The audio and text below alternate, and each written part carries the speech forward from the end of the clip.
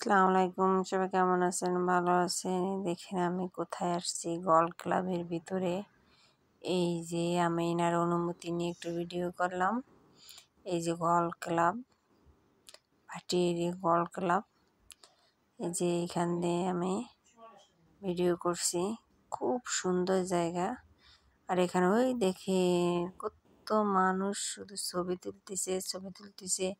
Restaurant আছে এখানে। আর এখানে অজগর সাপও আছে ভিতরে।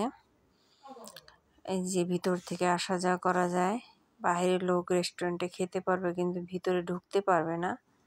একদম যে মেইন ভিতরে ওখানে ঢুকতে পারবে না। খুব সুন্দর জায়গায় দেখেন কয়জন লোক হেঁটে আসতেছে, অফিসাররা আসা যাওয়া করে।